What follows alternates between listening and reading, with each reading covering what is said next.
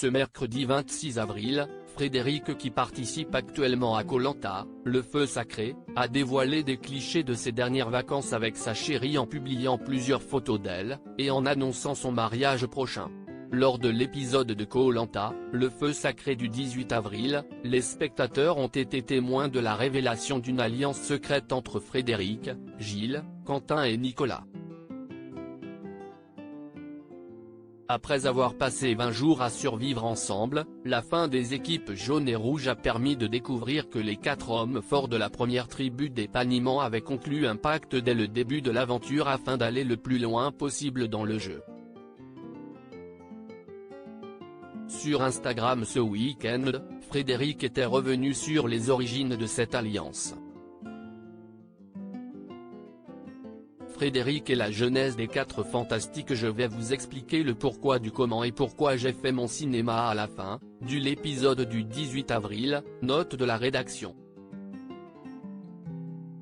Le Quatuor ou le Puissance 4 a été créé dès le 2e jour de l'aventure, dès le 1er jour chez les jaunes. Cette alliance est née naturellement, de par ce qu'on a traversé. Par la suite, chez les jaunes, on a pu ajouter des gens car on s'entendait super bien avec eux et qu'on remportait toutes les épreuves. On se voyait déjà à la réunification ensemble avec Clémence, Laura et Grace. Et là on nous annonce la recomposition des équipes. Dans notre malchance, le Quatuor s'est séparé en deux avec Nicolas et Gilles d'un côté et Quentin et moi de l'autre, a expliqué Frédéric. Le plan des 4 fantastiques a donc été déjoué par la production. Ce qui a compliqué le jeu si est-il les nouvelles alliances qui se sont créées par-dessus. Chez les nouveaux jaunes, ils ont notamment intégré Julie. Et nous chez les rouges, on a réussi à rallier Anne-Sophie et Elena. L'objectif du Quatuor après la recomposition des équipes était de se retrouver à la réunification à 4. Ça n'a pas été facile, on a failli perdre un Quentin, éliminé aux ambassadeurs mais sauvé par l'abandon de Grace, note de la rédaction. Et pourtant on avait bien joué notre jeu, a-t-il indiqué sur Instagram. Le candidat de Koh Lanta annonce son mariage prochain. Frédéric a aussi dévoilé comment il avait réussi à faire sortir Anne-Sophie lors de l'avant-dernier conseil.